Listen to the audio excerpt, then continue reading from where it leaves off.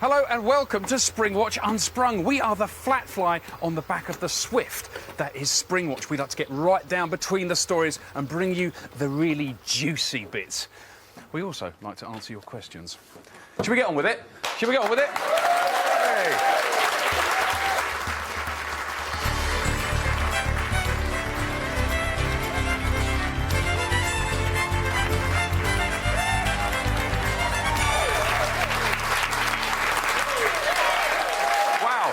Well, we've got a very, very lively audience. I'm going to start with a little thank you.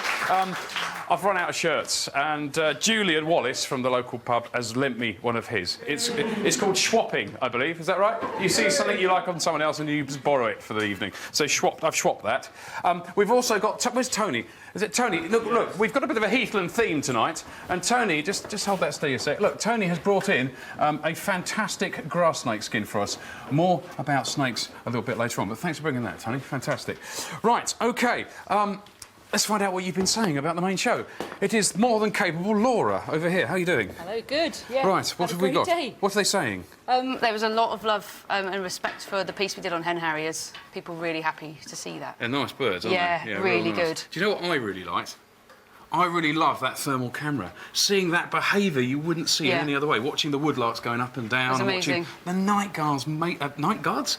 Nightjars, yeah. The the nightjars mating on that branch. Absolutely fantastic I love stuff. it when we use that camera. It's awesome. Absolutely brilliant. A lot of people as well. Some people have been in touch and said they'd seen swallowtail butterflies in Norfolk. They jumped on the bandwagon and shared their pictures, which is brilliant. I'm very jealous, but more about the swallowtail butterflies a little bit later on. Now, we've got a few quick-fire questions. Let's get right down to business, shall we? We've got a picture from Ian Barthorpe first, who wants a bit of help with ID on that one. OK, that there, and it's a little bit out of context, which is probably why the ID didn't come easily. That there is a water stick insect, and it is not a stick insect, but it does live in the water. It's actually a bug. It's a true bug, and it's a predatory one. It works a bit like a praying mantis. It breathes by a tube that it uses like a snorkel, and it sits there with these big raptorial mouth parts and this short little beak and these big googly eyes, and this isn't quick fire, is it? Next one! Get very excited, you see, sorry. OK, let's see. At Welly Woman blog, is it common to see different species of bee fight each other? Well, yes. Well, it's not common to see it, but it does happen. So you've got things like cuckoo bees. So cuckoo bumblebees they look just like a species of bumblebee, and they'll literally raid the bumblebee nest, and they'll drive off the queen and take over the nest. So that would engage a fight. Sometimes different species compete for nest holes. Sometimes it could be something that looks a bit like a bee. So something like a robber fly, like a hornet robber fly, for example, will predate bees as well. So it's a bit of it depends on the species. So thank you. Brilliant. OK, I think that's all we've got time for this moment, but maybe a few more later on. OK, now, the other day we had a question that I forgot to get round to. It also involves bees. It's a mystery bee death. I think have we got a picture? We've got a clarity picture of the... There we are, look, that's Vanessa Barragan sent this in. And she'd been finding lots of bodies of hollowed-out bumblebees in one little patch. Now, I don't know the exact context of how you saw those bumblebees, but she wanted to know whether it was a parasite or whether it was a predator or something like that. Did I get that right? Yeah, whether it's a parasite or if perhaps something was eating them. Right, well, it's difficult to say without actually seeing the situation, but I do know that great tits, some great tit individuals get very, very good at specialist ways of feeding, and if they can work out how to deal with a bumblebee, especially if they wait by the nest, they will sort of put many of them to an early grave, and they'll pick out all the nutritional bits, so the inside of the abdomen and the guts. They like that. So sorry about that. It's another great tit predation story. Now we've got an interesting strand that's sort of developing here, which is my basket of bizarreness. Where all sorts of weird things come in. Now this here, we've promised John McCracken. That's not his real name, by the way. He wishes to remain anonymous. Sent us in. Stop laughing. This is serious. He sent this in. He's been a farmer all his life, and he found this white vole in his barn. He believes it was taken by an owl and been dropped. But it was so unusual, we'd never seen one of these before, that he decided to stuff it, which is... Lovely. Now, it's quite a rare thing. We don't quite know if it's an albino, because, of course, it's got... Oh, hang on. Oh, it was an albino. Apparently... I don't know. It wasn't albino. It's just that the bloke who stuffed it didn't have any red marbles. But isn't that lovely? Isn't it lovely? It is nice, isn't it? Really charming. Now, friend of the show, Lynn Hardman, she traditionally sends in a tea cosy. And this one's great. She does say that she's... No, you wait. You're R-ing now, but you wait. She said it's got a few design problems, and she's going to be working on that. But thanks, Lynn. That's great. We like it. All sorts of surreal things. However, we've also got some very warming stuff. Not that the tea cosy isn't warming. Do you know how difficult it is to find a decent tea cosy nowadays?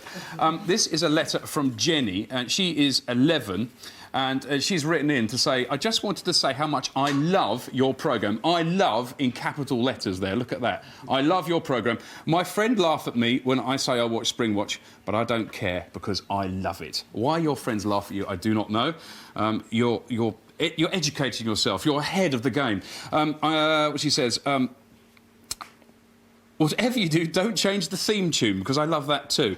What she has done is sent in some lovely pictures that she's taken. And there we are. There we are. She's taken a lovely picture of a robin in her back garden. That's nice, isn't it? And she's got the date on it and everything. Look at that, 9th of March, 2014. And she's taken that as well. Look at that nice peacock butterfly. So really, really nice. And the fact you're 11 and you're doing all this stuff, you're on the right track, and it's lovely to see. So that's what's so special about that. So thank you very much. Do send in any more of those. If you've got any other images or pictures or mystery objects, do send them in. Although we haven't got much time in this series, but who knows? Maybe there'll be something for Autumn Watch. If you want to get in touch with us, and over the summer as well, don't forget we've got that website. All the details on how to get in touch with us are on there. Right, OK. Matt Sewell is with us again. He is our resident artist. Now, Matt, some of us are making an effort by borrowing other people's shirts. Look, you're covered in paint. What have you been up to? I've just come fresh out of the hide.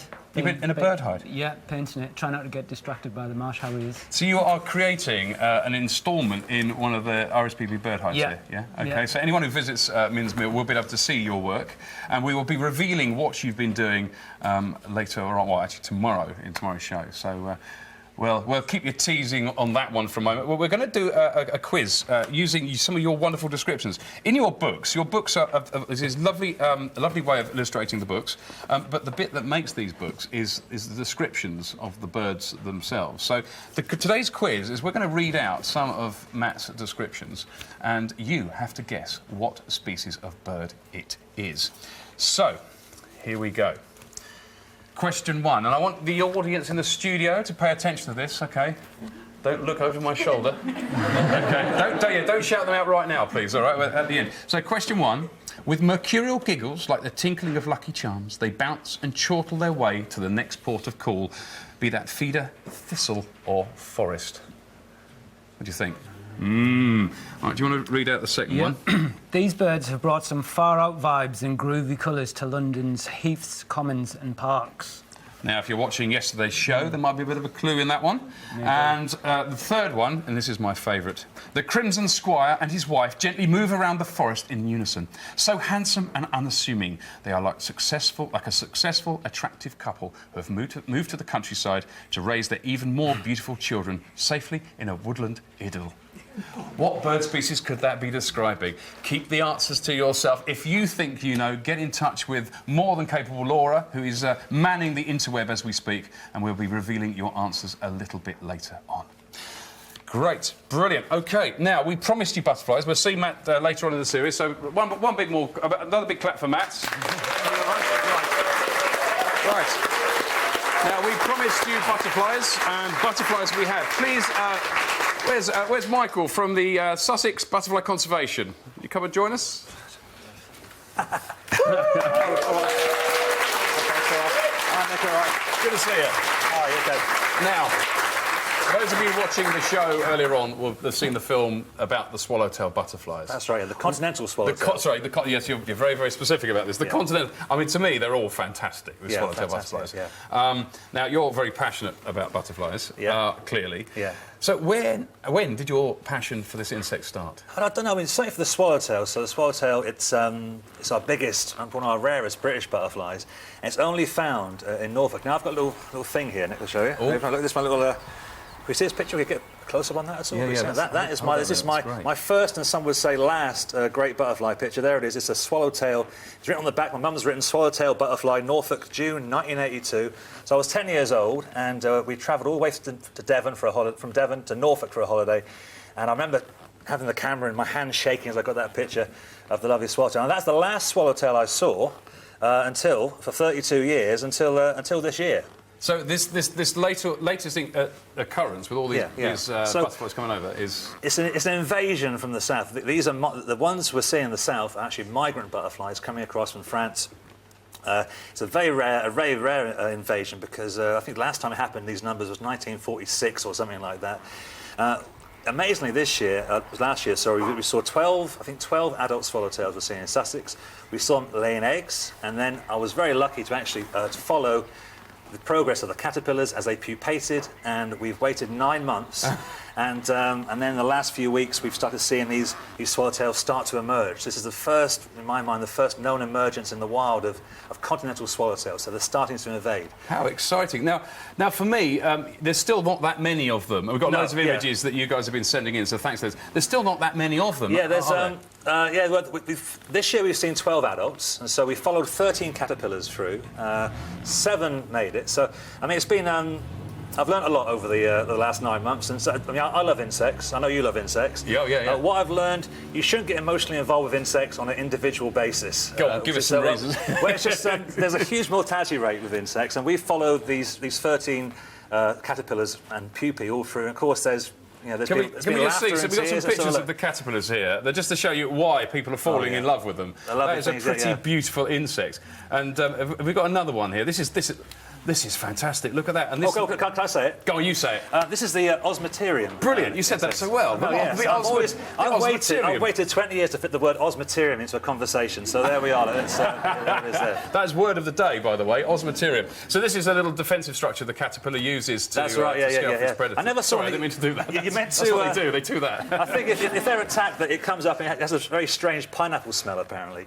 I think to get the thing to stick it up, you've got to sort of poke it in the side, but I didn't feel like poking caterpillars all last year. But it's an amazing thing. So the caterpillars have got through, they've pupated, and out of those, we now have seen, we've got seven swallowtails, adults, but also, crucially, we're seeing other swallowtails emerging as well. We know about these in the gardens, but I'm sure there's many more out there. So that's why we're asking people to send in any records of swallowtails outside Norfolk, though, because the Norfolk ones we know about. Yeah. What we'd like to see is any records on the south coast. OK. Especially in Sussex. Brilliant. OK, well, that's fantastic. So if you've seen any of these butterflies, you are incredibly lucky, because I haven't. I've seen the eggs, I've seen the caterpillars, but I've never seen an adult swallowtail of either race in the UK. So it's pretty special. And do we have any good questions, Laura? Have you anything coming in on the butterflies yet, or not? Butterfly questions, no, not yet. But hopefully tomorrow we should get some stats on the app, which would be brilliant. great. OK, now we've got some butterflies that you've sent in. We've got some nice little pictures here that we just covered. Since we got you here, it's quite nice. Right, yeah. This is quite a topical one. This is the large skipper. Yeah, just a nice male there. You can see that black mark on the wing there shows it's a... This is the sex brand, sex they call brand, that, don't they? That's right. Now, this is a very blue example. A very blue, small blue, I think. Yes, it's a small blue, but usually they're more black than blue. Yeah, well, Tim Mellings sent that in, so he knows his onions, so hopefully that is right. This one with the Heathland theme, Nick, this is a silver-studded blue here. You can see the little silver studs on the underside of the wing there. Look at that. Well, you mentioned heathland theme. Yeah. I went out onto the heaths here. We've got some fantastic examples of lowland heaths not far away to go looking for a whole bunch of heathland species. I was hoping to see this butterfly. I didn't, but I saw lots of other things on my 1-hour challenge. The sun's out, it's blazing, there's the smell of suntan lotion in my nostrils. I've got a heathland, it's about as summery as it gets. All I'm missing is a bird. This here is one of those signature moorland or heathland species, and it is the caterpillar of Britain's only silk moth, which is the emperor moth. This caterpillar changes colour every time it sheds its skin, and in a week or two's time it'll settle down, spin itself an exquisite little cocoon out of the silk that this family of moths are famous for. A nice little starter. One of my favourite ways of enjoying a heathland is to just stop, wait for the sun to hit you in the face, and lie back on your back in the heather. And all you hear are the insects, you hear the bees. Can't hear the bird I came for, but at least I can hear some of the other birds that make the heathland so special.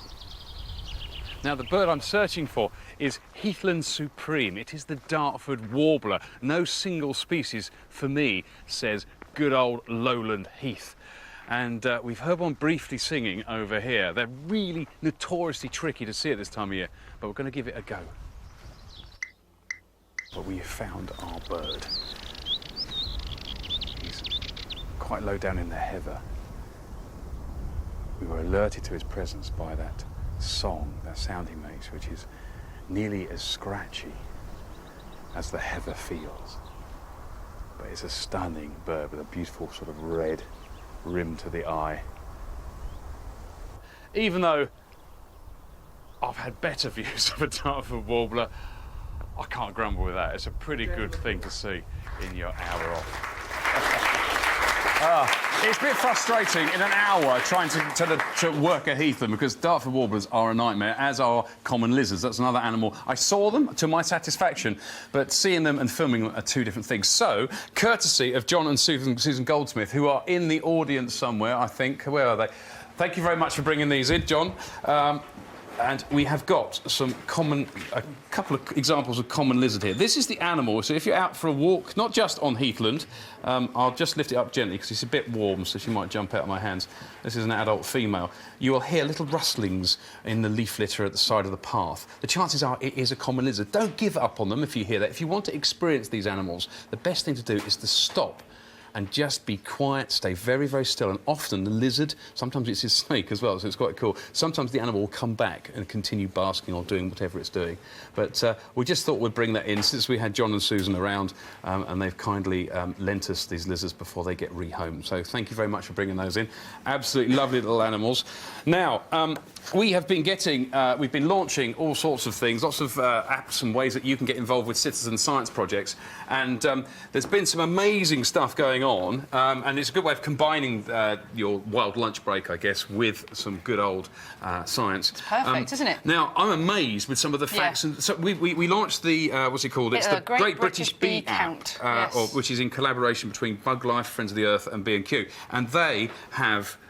they've been in touch with some stats that they've had since yesterday. So they've had 3,200 registrations. That's amazing. And over 18,000 records. That is incredible. Yesterday. That is absolutely... that was just impressive. And the point of this, the bottom line is, you are effectively helping us understand what's going on out there. So it's all really good stuff. So keep that up. Keep that up all summer long. Yeah, and we've got lots of other resources we like to push you to. And this time, we're going to actually push you to one of our own resources. Imagine that. I know. What's the chances? We are building our own I Wonder guides. Yes. So tell us a bit more about that, There's Laura. two really brilliant guides that have just been launched. One of them is on migration. Why is the UK a hotspot for migration? And there's loads of great information on there. And the second one, presented by Michaela, actually, on rats. Why are we overrun by rats? Brilliant. So check really that out. Interesting. That's really good. all on the website, so yes. you can go to the website. You can just go to, in fact, bbc.co.uk/iwonder. That's the easiest way to find them. Or there are links on our website to those two. Brilliant. OK, thank you very much. So, from I Wonder Guides to a man I wonder about. Ewan. Hi Nick, you join us in mosquito hell. Martin's with me as well with the most incredibly beautiful animal. It's fantastic, isn't it? Look at that. Here it is. This is a grass snake, but this is a very special one because it's a strange colour morph. It's a sort of very... Oh, look, that mosquito's trying to eat it. It's a sort of very light green colour and apparently only to be found here in Suffolk. A lot of people don't like them. I mean, I know you like snakes and all, like Nick likes snakes, but there's about 55 million people are serious snake sceptics. I mean, why is that? Why are people so polarised about snakes? I don't know. I think they have no facial expression, do they? Because they've got no eyelids. And when it's angry, when it's calm, when it's happy, they all look exactly the same the whole time. But they're beautiful to feel. They're cool and smooth and lovely. I think they're so elegant. And you kept snakes, or kept a snake? I did. I've had a couple, actually, corn snakes, and my one, Sparkles, got out in my house. It escaped. Oh, lovely. It did, and do you know, I thought it had gone, and it lived. I was watching the telly one night, and all the Christmas cards started to fall over on the windowsill, and I looked, and I went up, and it was Sparkles, and she'd lived in my house for 4 months eating my mice. Wow. I'll tell you, I thought I was well in the snake skeptics camp, but I'm a bit of a fan now. But I did a straw poll around the office, and I was astounded. I don't know if you can see that. We've got a pie chart, big fan of pie charts here. 96% of people in this set were in favour of snakes. That's a bit skewed, obviously, because they're all wildlife lovers. But the comments were incredible. Some said cuddly, what's not to like, they're cool, like the feel, otherworldly. What's not to like, that was Nick, so he's biased. Feel the love, bizarre one here, original sin, the inspiration, that's why we love them. And finally, this was Hannah here, they enter your dreams. They enter your dreams? Who said that? That was Hannah. I thought it was very deep and quite original. They enter your dreams. I think they're gorgeous. Grass snakes, you nearly always find them near water. They always like to be near a bit of water, and they can grow. This one's tiny. They can grow to nearly 6 foot long. Imagine that. And on that shocker, from a snake in the grass back to another. No, I can't do that. Mark, back to Nick in the studio. Thanks, Ewan. Thanks, Ewan. I'm going to say some Ophidian love there. And Hannah, I'm sure Freud will have a word or two to say about that statement of yours. OK, look, we've got a very, very special guest in the studio. A big hand for Mercury-nominated folk musician Sam Lee, everybody.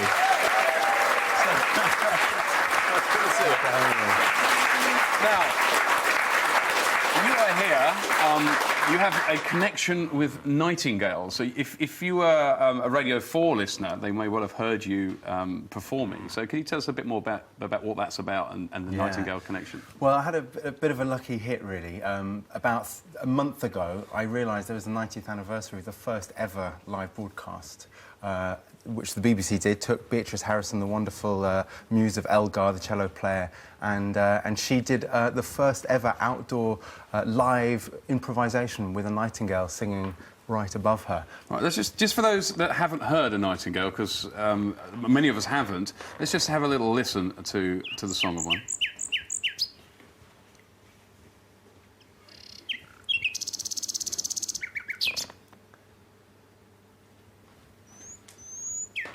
It's more radio, really, isn't it? That is absolutely lovely. I mean, it is an incredibly famous song. But what is it about the nightingale that attracts so much? Because it's in folklore, it's legendary. It goes back thousands of years, this association between us and this bird, doesn't it? Absolutely. Well, I always say the nightingale that it's an African bird that comes to England for the summer, and I think there's an immensely exotic capability, the dexterous song, and its almost gymnastic-like ability to just hit notes and arpeggios and scales, but also the loneliness of it, the lone male singers at night on their own to the stars.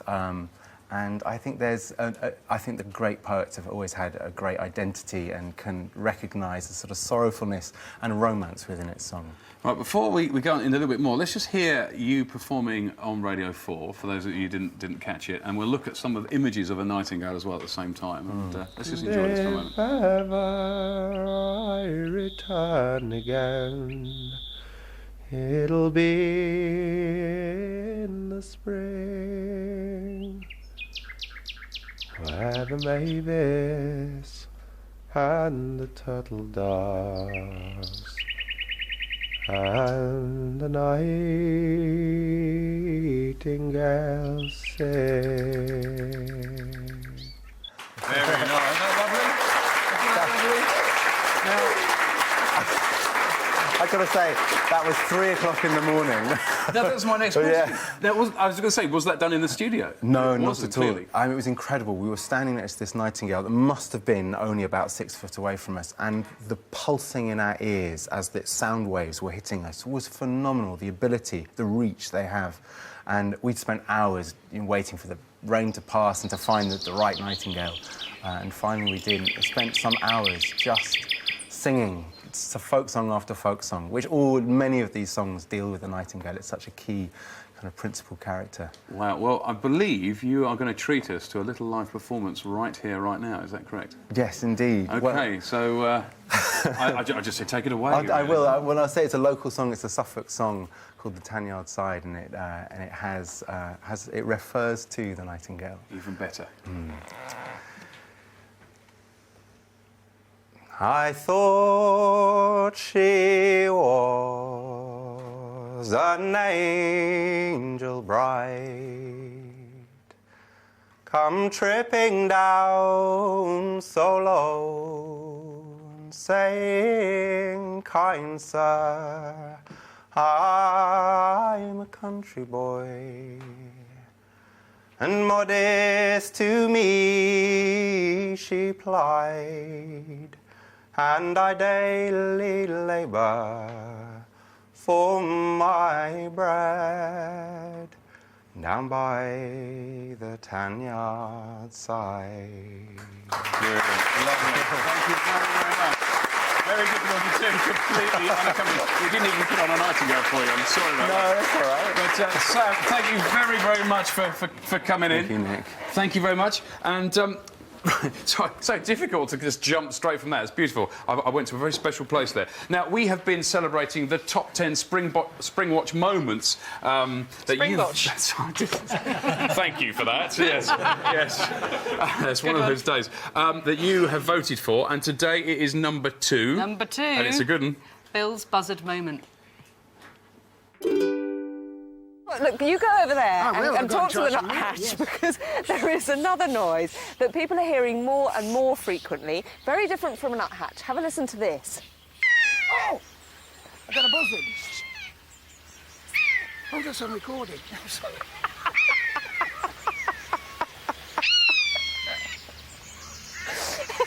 Yes, did you not listen to what I did? I was fishing, I couldn't hear. Yeah, no, that was a recording. But yes, so that was the surprise. It was a buzzard, very good one. And the great news is that we do have a buzzard net again this year. So let's go to the film. It's not fair. You idiot. Oh my goodness me. That was brilliant. That was absolutely brilliant. That was it's got what could possibly be number 1? I mean, that was absolutely awesome. Right, okay, shall we resolve the Matt's bird description quiz? Yes, I don't know what you call it. It hasn't really got a snappy title. 3 people that got it right. A lot of people that got it right. Brooke Fanson, Denise Edmondson, Judy Middleton, amongst others. OK, right, so let's see how we did. So, question number 1, with mercurial giggles, tinkling lucky charms, they bounce and chortle their way to the next port of call, be that feeder, thistle or forest. What is it, Matt? The goldfinch. It's the goldfinch. You knew that, didn't you? That was an easy one. I didn't even bother asking you for that one. Right, number 2. These birds have brought some far-out vibes and groovy colours to London's heaths, commons and parks. It is a... ringnet or roseneck parakeet. And there we are. Look at that. Fantastic. Well done. And one more. The Crimson Squire and his wife gently move through the forest in unison, so handsome and unassuming. They are like a successful, attractive couple. Bloody-bloody-blah, woodland idyll. Bullfinch! Bullfinch! Brilliant. So you all got that one as well, of course. I love that one. That's one of my favourite descriptions. Thank you very much, Matt. We'll see you tomorrow, where we'll be seeing what you've been doing in a bird hide here in Minsmere, other than watching birds. Thank you very much. Where's Sam? Hello, thank you very much. Brilliant, nice one. Thank you very much, Michael, for the Swallowtails. Thank you very much, live audience.